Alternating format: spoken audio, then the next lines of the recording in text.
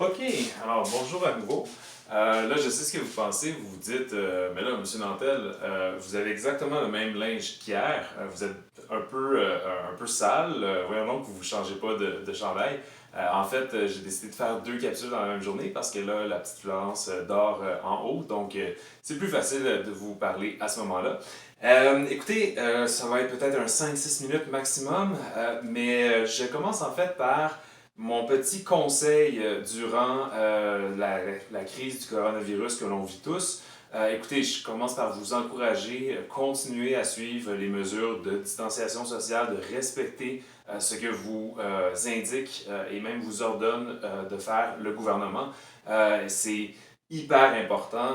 Ça n'arrive pas très souvent dans vos vies qu'on va vous dire que certaines mesures, certaines actions que vous faites peuvent sauver des vies. Dans ce cas-ci, c'est le cas. Alors, pour vous encourager ou peut-être pour baliser un petit peu ces temps-là qui sont très particuliers à vivre, j'aimerais vous recommander une lecture que j'ai faite et ça s'appelle en fait Confinement, un guide pour parents et ados. C'est sorti sur la presse hier, donc je vous redonne le titre. Si vous faites juste une recherche Google avec confinement, deux points, un guide pour parents et ados, ça peut mettre quelques petites balises entre vos parents et vous pour qu'on respecte vos besoins, votre maturité d'adolescent. Vous avez 16, vous êtes pratiquement des adultes. Donc, de vivre comme ça avec des balises, un confinement, c'est littéralement ça. Ça peut bien fonctionner, on souhaite que ça se passe bien, mais ça peut être intéressant aussi de mettre certaines balises et de s'entendre un peu entre vos parents et vous. Il y a des conseils qui sont bons pour tout le monde, mais qui sont bons pour les ados également. Écoutez, pas trop de temps d'écran. Également, arrangez-vous pour quand même vous lever à des heures raisonnables, pas vous coucher trop tard non plus, et arrangez-vous pour bien manger 3 repas par jour équilibrés. C'est ça, même vous changer, vous habiller pas toujours en pyjama, faire un effort autrement dit. Okay? Alors, je vous recommande cet article-là, très intéressant. Vous devriez le lire. Souvent, on aime ça, amener des articles en classe. Cette fois-ci, celui-là, il vous concerne et il est d'actualité. Maintenant, pour ce qui est du cours que je donne dans le fond cette semaine, je vous ai parlé un peu du mouvement des droits civiques. Commençons avec la base, commençons avec vraiment l'introduction. Euh, Grande question historique. Si la guerre civile américaine, et on l'a vu ensemble à l'automne dernier, on avait fait beaucoup de temps sur la guerre civile américaine, la guerre de sécession, si la guerre de sécession était pour libérer les esclaves et leur donner une pleine égalité par rapport aux Blancs, notamment le droit de vote, comment ça se fait que 100 ans plus tard, comment ça se fait que rendu aux années 1964-1965, il y a autant d'activistes, ceux qu'on appelle ceux qui se battent pour le mouvement des droits civiques, qui, dans le fond, revendiquent les mêmes droits que les Blancs. Grande question, il faut se la poser. Et la petite réponse que j'ai envie de vous donner, c'est l'histoire, ce n'est pas toujours linéaire. Très souvent, c'est cyclique. Il y a de grandes avancées et parfois il y a de grands reculs également. Et le mouvement des droits civiques et la ségrégation raciale, c'en est une de ces histoires-là. D'accord? Écoutez, en 1964, il y a Malcolm X qui entre dans un de ses discours, et ça, je vais vous en parler davantage de Martin Luther King, Malcolm X, qui va être arrivé à la fin de la présentation sur le mouvement des droits civiques. En 1964, Malcolm X dit In 1964, it is the ballot or the bullet. C'est la balle de fusil ou c'est la boîte de scrutin. Vous nous donnez un ou on va le prendre de toute manière par l'autre moyen. D'accord? Alors, c'est intéressant. Il y a encore cette demande-là très forte d'avoir les mêmes droits que les Blancs. Je sais que j'ai l'air d'un serveur sur le point de prendre votre commande, mais c'est juste, mon tableau n'était pas tout à fait sec, j'ai écrit mes petits points ici, vous ne les voyez pas de toute manière.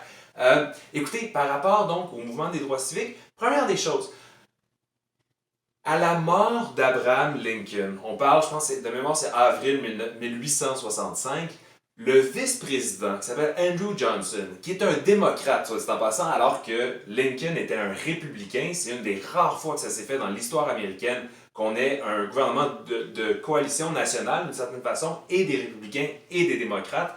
eh bien, il faut comprendre que Andrew Johnson est un démocrate, est un sudiste, et il est prêt à toutes sortes de concessions pour apaiser le Sud. C'est une guerre qui a fait 600 000 morts, et dans ce sens-là, donc, Andrew Johnson essaie de réintégrer le Sud en n'étant pas trop contraignant dans ce qu'il leur impose. Alors, que va-t-il se passer? Bien, essentiellement, il va y avoir toutes sortes de lois qui vont être mises en place pour, au moment où on est censé donner le droit de vote aux Noirs, leur retirer instantanément pratiquement. Première des choses, juste au point de vue de la situation économique.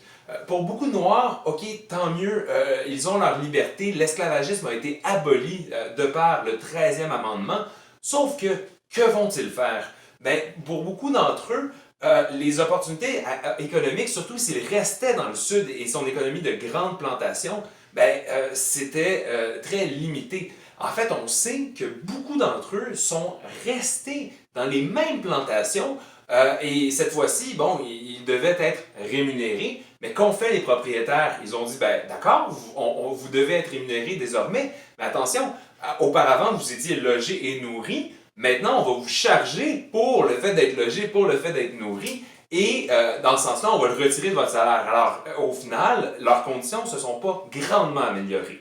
Ils pouvaient toujours quitter le Sud, et beaucoup l'ont fait, mais c'était quand même difficile de se rendre, de passer au Nord. S'ils restaient dans le Sud, les conditions économiques étaient assez exécrables. Quand je vous parlais des lois par rapport au droit de vote, il faut comprendre que certains États vont être très créatifs, mon Dieu, tordus dans la façon de retirer le droit de vote aux Noirs. Une de ces façons-là, c'est la clause grand-père. Elle a été appliquée notamment en Alabama. Et cette clause grand-père-là, ça disait, si votre grand-père avait le droit de vote avant la guerre de sécession, vous avez désormais le droit de vote, mais si ce n'est pas le cas, eh bien, à ce moment-là, vous n'avez pas le droit de vote. C'était chirurgical dans la façon de retirer le droit de vote aux Noirs et de le laisser comme ça aux Blancs. D'autres États comme le Mississippi se sont mis à soit mettre, dans le fond, mettre comme condition au droit de vote l'accession à la propriété. Donc, si vous étiez propriétaire, vous avez le droit de vote, sinon vous ne l'avez pas. Ou un test de lecture. Et je vous rappelle, c'était interdit d'enseigner aux Noirs d'apprendre à lire ou à écrire du temps de l'esclavagisme. Ce qui se passe par contre, dans le cas du Mississippi, c'est que ça a retiré le droit de vote aussi à beaucoup de petits propriétaires terriens blancs. Écoutez, demain, on va parler de l'émergence et plus tard de la résurgence du KKK, du Ku Klux Klan. On va parler également du reste des Jim Crow Policies et ce que ça indique. Et on va se rendre, dans le fond, jusqu'à la ségrégation raciale de la première moitié du 20e siècle. Alors, écoutez, si vous avez des questions, vous pouvez les poser pour vendredi. On fera un cours actualité et questions vendredi et on revient avec le mouvement des droits civiques dès la semaine prochaine. Portez-vous bien, ça va bien aller.